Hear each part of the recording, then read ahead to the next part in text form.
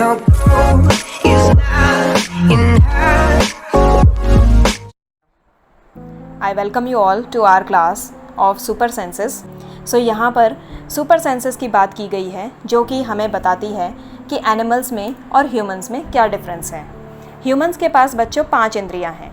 जो ये 5 इंद्रियां हैं इनकी वजह से हम अलग अलग यूज़ इन इंद्रियों का करते हैं। For example test. टेस्ट का मतलब है स्वाद। तो स्वाद लेने के लिए हम जीभ का इस्तेमाल करते हैं। जीभ से हमें पता चलता है कि कोई भी चीज़ मीठी है, तीखी है, कड़वी है या खट्टी है। अलग अलग तरह के टेस्ट हमें जीभ से मिलते हैं। हियरिंग का मतलब हम कानों का यूज़ करते हैं, यानी कि हमारी सुनने की क्षमता। तो सुनने की क्षमता हमारे ह्यूमंस के पास दी गई है जो कि हमारी ऑडिबिलिटी होती है। तो हियरिंग के अलावा है टच। टच यानी कि फील करना या महसूस करना। ह्यूमंस जैसे कि फ़ील कर सकते हैं, महसूस कर सकते हैं, क्योंकि हमारे बदन पर कुछ रोम छिद्र होते हैं जो कि हमें महसूस करने में मदद करते हैं। तो टच जो है वो ह्यूमंस के पास में एक गुण है। इसके अलावा विज़न यानी कि विज़न है देखने की क्षमता, यानी कि हमारे पास 2 आइज़ दी गई हैं जिनकी वजह से हम देख पाते हैं।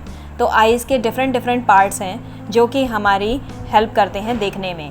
हमारी आंखों के अंदर जो लेंस होता है वो हमें देखने में पूरी तरह से मदद करता है। उसके अलावा कलर्ड पार्ट होता है आइरिस। तो ये रोशनी जो है जो कि हमें दिखाई देती है उसकी वजह से हमारे ब्रेन्स को सिग्नल पहुंच पाता है कि हम किसी भी चीज़ का आकार किस तरह से ग्रहण करते हैं या उसकी बनावट, उसकी कलर, सब कुछ हमारे आइज़ के थ्रू डिपेंड करता है। Then come sense of smell. तो सेंस ऑफ स्मेल यानी कि नाक से हम किसी भी चीज़ की गंध का पता लगा सकते हैं, चाहे वो सुगंध हो या दुर्गंध। उसके अलावा चिल्ड्रन, हम देख सकते हैं कि एनिमल्स में और ह्यूमंस में काफ़ी डिफरेंस हैं। We have 5 senses while animal have many senses. We can see, touch, taste, smell and hear. Animals के पास सेंसेस हैं जो कि वो अलग अलग रूपों में यूज़ करते हैं। एनिमल सेंसेस हमारे सेंसेस से भिन्न हैं, पर फिर भी वो उनके लिए बहुत हेल्पफुल हैं। वो कैसे? जैसे कि कुछ एनिमल्स अपने ग्रुपीज़ को या अपने फ्रेंड्स को उनके स्मेल के द्वारा महसूस कर पाते हैं, पता कर पाते हैं। जैसे कि एंट्स, चींटियाँ जो होती हैं ग्रुपिंग्स में चलती हैं, बट वो भटक ना जाए इसीलिए वो ट्रांसमिटिंग सिग्नल्स का यूज़ करती हैं और इसी तरह से वो एक ग्रुप में बनी रहती हैं। आप कई बार देखते होंगे कि चींटियों की लाइन जो है आपस में टकराने के बाद कुछ चींटियाँ भटक भी जाएं तो वो वापस से अपनी जगह पहुंच जाती हैं। मस्कीटोज़ हमारी तरफ आकर्षित होते हैं हमारी हीट ऑफ द बॉडी की वजह से और हमारी सोल्स ऑफ फीट की वजह से। इसके अलावा एनिमल्स इम्प्रिंटिंग टेक्निक का इस्तेमाल करते हैं सो दैट कि वो अपने बच्चों को अपने पास संभाल सकें। उनके बच्चे उनसे बिछड़ भी जाएं तो वापस उनके पास आ जाएं, जैसे कि हैन के बच्चे या डक के बच्चे। उसके अलावा various species of birds use this technique जो कि इम्प्रिंटिंग टेक्निक कही जाती है।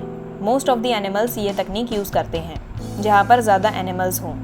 काइट्स, ईगल्स, वल्चर्स जैसे कि बाज, चील और गिद्ध, ये हमसे 4 गुना ज़्यादा बेहतर तरीके से देख सकती हैं। इनकी देखने की क्षमता एक नॉर्मल ह्यूमन से ज़्यादा बेहतर होती है। उसके अलावा रेप्टाइल्स जैसे कि स्नेक्स, लिजर्ड्स, ये तरह तरह की वाइब्रेशंस को महसूस कर सकती हैं और डॉल्फिन्स भी। डॉल्फिन्स कई किलोमीटर दूर बैठी दूसरी मछलियों से भी ईजिली कनेक्ट कर पाती हैं वाइब्रेशंस के थ्रू। देन एनिमल्स जो हैं वो वार्निंग कॉल या डेंजर सिग्नल्स भी हमें बताते हैं, जैसे कि जब भी कोई प्राकृतिक आपदा होने वाली होती है, जैसे कि टाइड्स, स्टॉर्म्स यानी कि तूफ़ान, अर्थक्वेक्स जैसे कि भूकंप। और हमने इस बार भी देखा 2013 में जो केदारनाथ की आपदा थी कि एनिमल्स ने कई ह्यूमंस को बचाने का इस तरह से काम किया। वो हालांकि ह्यूमंस के द्वारा हमेशा प्रताड़ित किए जाते हैं। और लास्ट में हम आते हैं कि international union for conservation of nature. तो बच्चों, ये एक अंतर्राष्ट्रीय संस्था है जो कि पूरे वर्ल्ड में एनिमल्स को बचाने का कार्य करती है। सिर्फ एनिमल्स ही नहीं, various endangered species of plants जैसे कि पौधों की कुछ प्रजातियां जो कि विलुप्ति की कगार पे हैं या कुछ दवाइयों की प्रजातियां जो कि विलुप्ति की कगार पे हैं, उनको भी ये बचाने का कार्य करती हैं। तो इंटरनेशनल यूनियन जो बनाई गई थी वो रशिया द्वारा बनाई गई थी। 1964 में इसका सेटअप हुआ था। उसके अलावा हमारे भारत में भी उत्तराखंड में जिम कॉर्बेट नेशनल पार्क और राजाजी नेशनल पार्क को बनाया गया है। ये कुछ संस्थाएं हैं जो कि एनिमल्स के संरक्षण में कार्य करती हैं। एलिफेंट्स, टाइगर्स, वेरियस तरह के क्रोकोडाइल्स, स्नेक्स, इनका जब तब में हम शोषण करते हैं। उस शोषण से रोकने के लिए तरह तरह के सेंचुरीज़, वाइल्ड लाइफ पार्क्स का गठन किया गया है। सो चिल्ड्रन, हमें इस चीज़ पर गर्व होना चाहिए कि हमारे कुछ ह्यूमंस और कुछ ऐसी संस्थाएं हैं जो कि इस दिशा में कार्य कर रही हैं। और इस कोविड के समय में ये तो और भी ज़्यादा ज़रूरी हो जाता है कि हम अपनी एनवायरनमेंट को बेहतर तरीके से संरक्षित करें, सो दैट कि और भी कोई भीषण त्रासदी ना आ सके। Thank you, have a nice day.